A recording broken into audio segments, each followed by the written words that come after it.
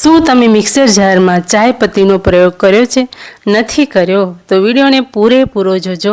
તો લેવાનું છે દવાનું ખાલી રેપર, અને એ રેપરના આપણે કરી લેવાના છે એકદમ નાના નાના ટુકડા કટ કરી લીધા પછી આપણે જોઈ શકીએ છીએ કે કાતરની ધાર એકદમ સરસ એવી તેજ થઈ ગઈ છે.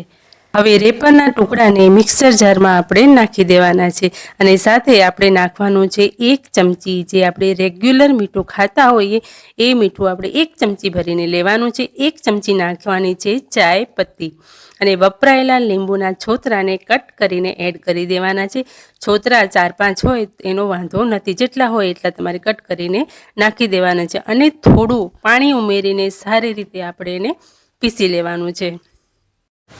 પીસ્યા પછી જે વસ્તુઓ પીસી એ બધાને કાઢી લેવાની છે, અને ચોખ્ખા પાણીથી સારી રીતે આપણે ધોઈ લેવાનું છે જાર. ધોયા પછી તમે જોઈ શકો છો કે મિક્સર જારની પ્લેટની ધાર જતી રહી હતી એ પણ તેજ થઈ ગઈ છે, અને સાથે સાથે મિક્સર જારમાં લસણ ડુંગળીની ખરાબ સ્મેલ આવે છે એ પણ જતી રહેશે. જાર ગંદો થઈ ગયો હોય, પીળો પડી ગયો હોય એ પણ સરસ એવો સાફ થઈ જશે. જો તમને આ વિડીયો ગમ્યો હોય તો લાઈક કરી દેજો. ચેનલ પર નવા છો તો સબસ્ક્રાઈબ જરૂરથી કરજો.